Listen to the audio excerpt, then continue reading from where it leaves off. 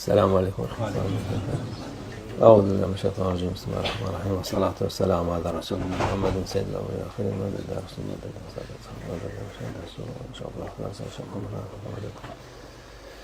Kâle Resulullah sallallahu aleyhi ve sellem İc'alû e'immetikum khiyâlekum fe innehum vafdakum fîmâ beynekum ve beyne rabbakum.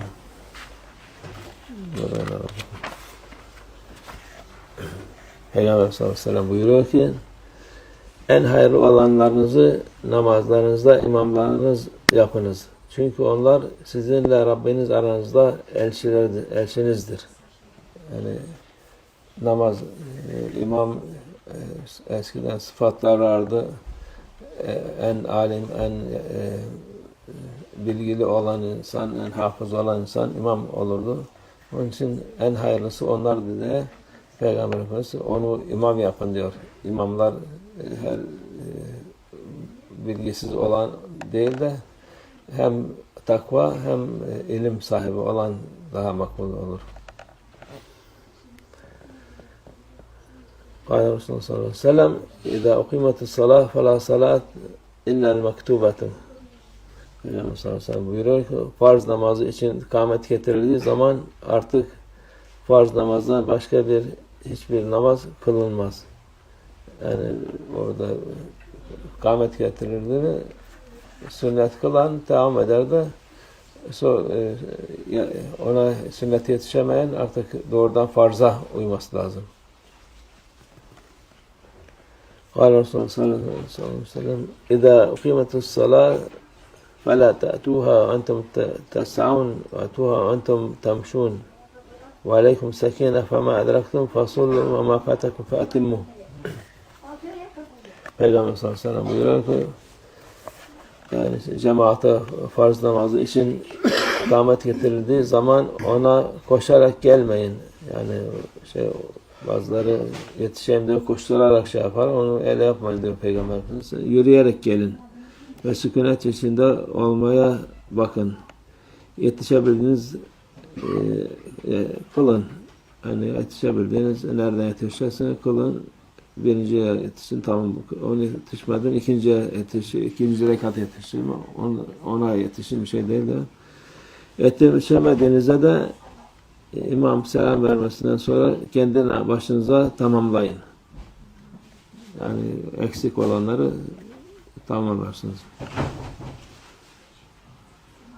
Kâle Resulullah sallallahu aleyhi ve sellem İzâ ukimetis salâh felâ tekûmû hattâ teravnî. Peygamber sallallahu aleyhi ve sellem buyuruyor ki namaz için kâmet getirildiği zaman beni görmedikçe oturduğunuz yerden ayağa kalkmayınız buyuruyor Peygamber sallallahu aleyhi ve sellem. Yani ilk başta imam kalkacak, ondan sonra cemaat kalkar. İkamet getirildiği vakit. Kâle Resulullah sallallahu aleyhi ve sellem İzâ emme ahadakumun nâs feliyukhaffif فإن فيهم الصغير والكبير والضعيف والمريض وذا الحاجة وإذا صلى لنفسه فليطول ما شاء. Peygamber sallallahu aleyhi ve sellem gene buyuruyor ki sizden biri cemaate imam olduğu zaman namazı kısa tutsun, hafif tutsun yani uzatmasın.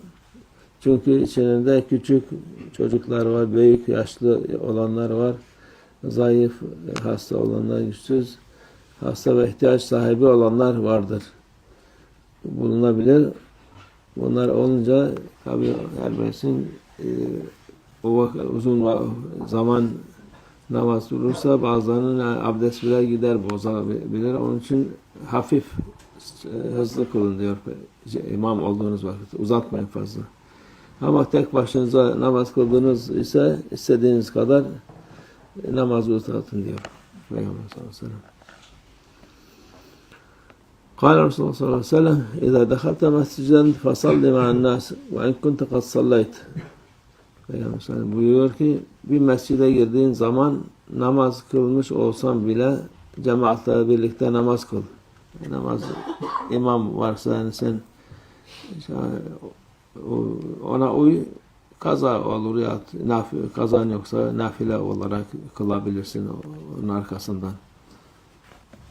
Şimdi çok sorarlar bazen bizim ihvanlar çok bir şey yapıyor. Gelmeden bekliyorlar caminin önünde. Vakit olmuş oluyor. İçeride namaz kılıyorlar. Onlar ya siz de kılın. Biz de gelince ikinci defa kılarsınız daha iyi. Zaten herkesin kaza namazı var. Benim ne var. Onu muhakkak kılsınlar yani. İkinci defa da kılınır. Mühim değil. قال الرسول صلى الله عليه وسلم إذا صلى أحدكم في بيته ثم دخل المسجد والقوم يصلون فليصلي معهم تكون له نافلة. Peygamber sallallahu aleyhi ve sellem buyuruyor ki sizden biri evinde namaz kılıp da sonra cemaat namaz kılarken camisi mescide girerse onlarla birlikte bir daha namaz kılsın diyor Peygamber. Yani evinde kılmış adam sonra mescide gitti baktı cemaat var onlarla kılsın diyor Peygamber Efendimiz sallallahu aleyhi ve sellem. Çünkü bu kılacağı namaz onun için nafile namaz olur. Tabi o vakit sahabeler kazaları yok, şeyler yok. Onun için onlar nafile olur. Yok bizim çoğumuzun nafile değil de doğrudan kaza da olabilir. Yani nafile kaza yoksa o vakit nafilelerine geçmiş olur.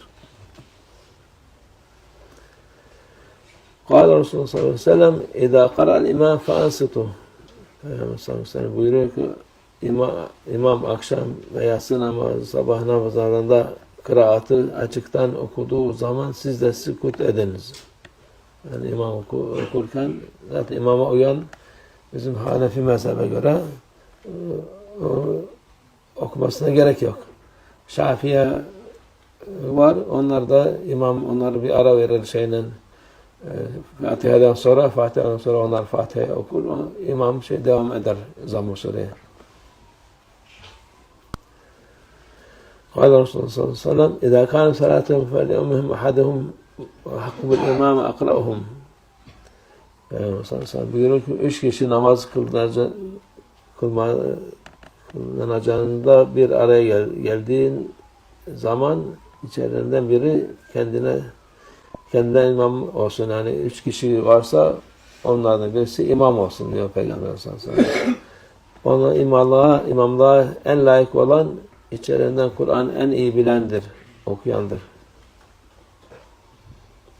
قال Resulullah sallallahu aleyhi ve sellem اِذَا كَانُوا ثَلَاثَةً فَلَأُمُّهُمْ أَقْرَأُهُمْ لِكِتَابِ اللّٰهِ فَاِنْ كَانُوا فِي الْقِرَاءَ سَوَاء فَأَكْبَرُهُمْ سِنَّةً فَاِنْ كَانُوا فِي السِّنِّ سَوَاء فَأَحْسَنُهُمْ وَجْهًا Peygamber sallallahu aleyhi ve sellem buyuruyor ki 3 kişi namaz kıldığında bir araya geldiği zaman Kur'an-ı Azimüşşin en iyi okuyan kimse onlara imam olsun buyuruyor Peygamber sallallahu aleyhi ve sellem.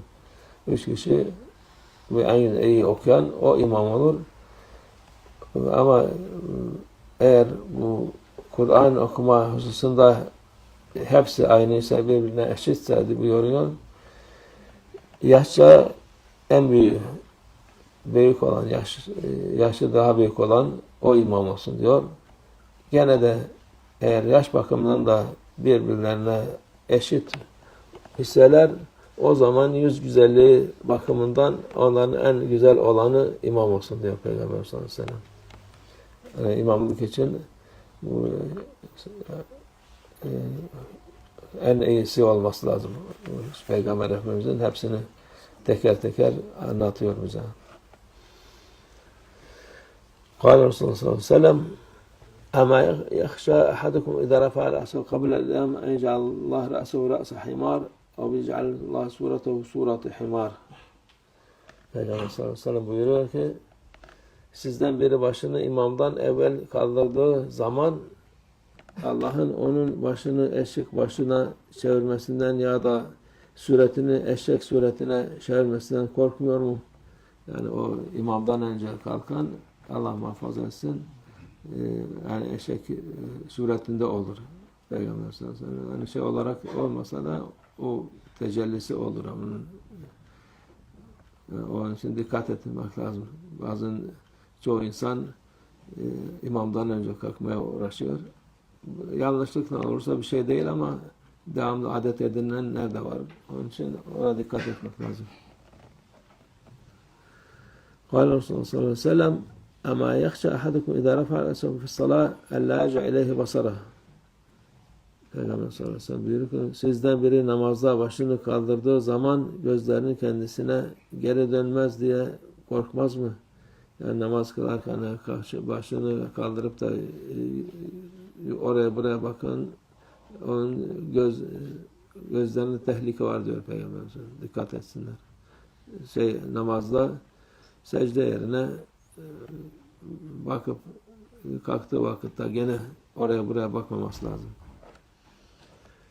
قال رسول الله صلى الله عليه وسلم إن لا أدخل في الصلاة وأنا أريد أن أطيلها فأسمع بكاء الصبي فأتجوز في صلاتي مما أعلم من شدة وجد أمه وبكائه. Peygamber sallallahu aleyhi ve sellem buyuruyor ki namaza başladığım zaman namazımı uzunca kılmaya niyet ediyorum. Peygamber sallallahu aleyhi ve sellem böyle namazdayken namazı en çok sevdiği şey Peygamber namazdır. Onu da uzatarak kılmaya niyet ederim diyor. Ancak ne oluyor? Çocuğun ağlamasını işitince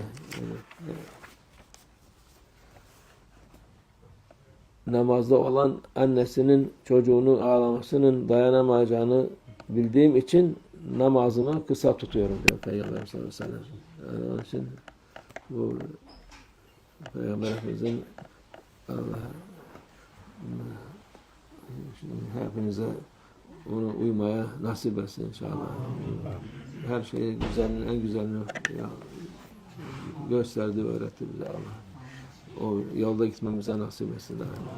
Sadaka Resulullah fîmâ kâle ve kemâ kâle ilâ şeref Nebi sallallahu aleyhi ve sellem ve ashabil kiram ve ilâ ruh cemî'il enbiyâ ve murselîn khudamâ şerâ'ihim ve ilâ ruh e'immetil arba'a وإلى أرواح مشايخنا في الطريقة النقشبندية العالية خاصة الإمام طريقة غوث الخليقة خواجة بهادر محمد ويسير البخاري سيدنا الخالق الجواني مولانا شيخ شرف الدين داوساني مولانا شيخ عبد الله فاز داوساني مولانا شيخ محمد ناظم هادي الحقاني وسائر سادات الصديقين ومن حفظات وجوارهم وسيدنا وسافة ورفقاء حج مصطفى تراب جملة من geçmişler rafaa için şehitlerin şahadaları için Allah Teala Fatiha.